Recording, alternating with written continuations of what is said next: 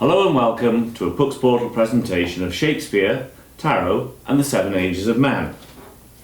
In the writings of William Shakespeare, there are many occult references. Through the use of myth, magic and legend, Shakespeare entertains his audience and possibly reveals his own connections to alchemists and magicians such as Dr. John Dee, who may be the model for Prospero in the Tempest. In As You Like It, Act 2, Scene 7, Shakespeare recounts his dramatic version of the Seven Ages of Man. These can be linked very well to at least two schemes of viewing the tarot. Here is one. Shakespeare writes, "All the world's a stage. The tarot deck stages the world of man, and all men and women merely players. The character cards display the actions and motivations of the personality. They have their exits and their entrances. The cards in sequence, in spreads, in layouts, show open and closed doors, or stage entrances and exits, giving each scene a change of character through the actors or cards that are introduced. And one man in his time plays many parts, his acts being seven ages. Here, the fool can wander through the seven ages, numbered in the Major Arcana from 1 through to 7. At first he is the infant. The card of the infant here, not the fool as 0, but the magician as 1. At first the infant, mewling and puking in the nurse's arms. It is funny to think of the magician playing with toys on his table and learning to speak a language, being a novice and not an adept, but it is an interesting image to think of. Then the whining schoolboy with his satchel. This is the high priestess, and shining morning face, creeping like a snail, unwilling to school. The high priestess shows her learning with the tarot scroll. Within the school of the temple, without satisfying her of your knowledge, you do not pass beyond her veil. Between the pillars and enter into the sanctum sanctorum that lies beyond.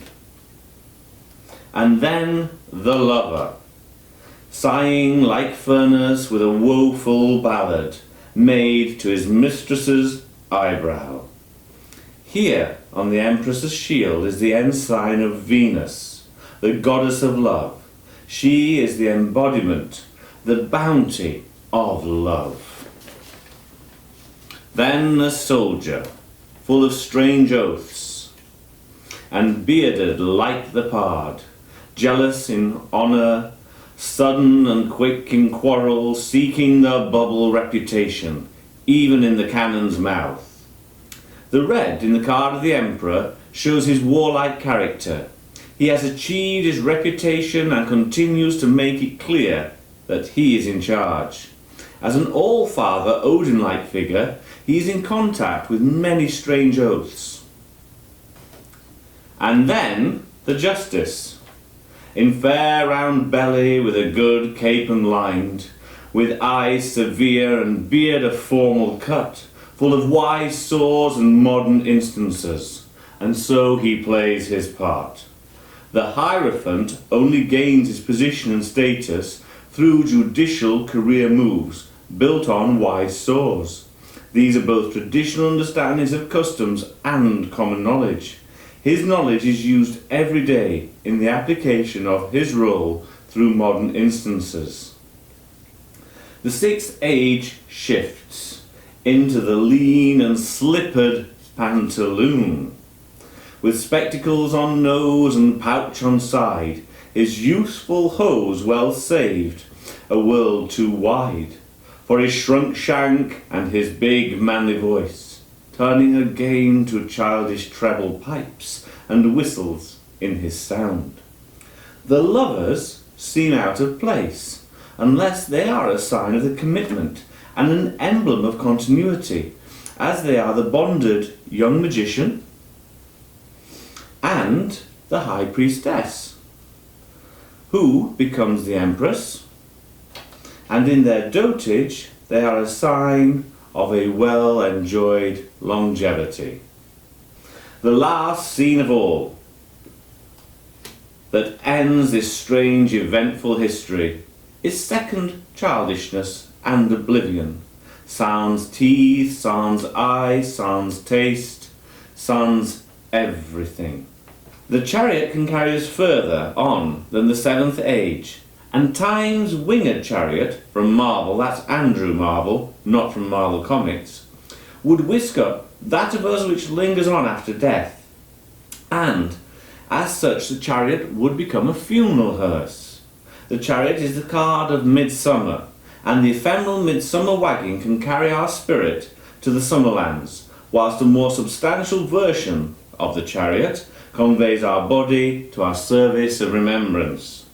Here, at the top, are the cards of the 7 ages, the 1 through to the 7. Here are the 7 situations that they encounter. If you wish to get a little bit technical and go traditional, you may wish to move these 2 images around.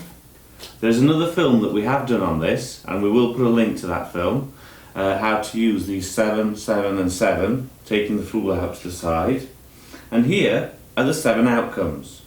So it is the cards of the 7 ages, the 7 situations that they encounter, and the 7 outcomes. Once again, Shakespeare, without interpretation this time. All the world's a stage, and all the men and women merely players.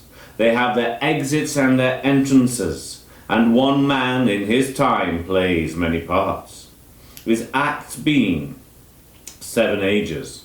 At first the infant mewling and puking in the nurse's arms, then the whining schoolboy with his satchel and shining morning face creeping like snail, unwilling to school, and then the lover sighing like furnace with a woeful ballad made to his mistress's eyebrow, then a soldier full of strange oaths and bearded like the pard, jealous in honour, sudden and quick in quarrel, seeking the bubble reputation, even in the cannon's mouth. And then the justice in fair round body with good capon lined, with eye severe and beard of formal cut, full of wise saws and modern instances, and so he plays his part. The 6th age shifts into the lean and slippered pantaloon, with spectacles on nose and pouch on side, his youthful hose well saved, a world too wide for his shrunk shank and his big manly voice, turning again towards childish treble, pipes and whistles in his sound. Last scene of all that ends this strange eventful history is second childishness and mere oblivion. Sans teeth, sans eyes, sans taste, sans everything. It is fitting to look at the cards over here, the Fool, who was the ones out of the Major Arcana, as he travels through these ages, these situations, these outcomes. Fittingly, the foolish portrayal of Jacques reveals the fool's role.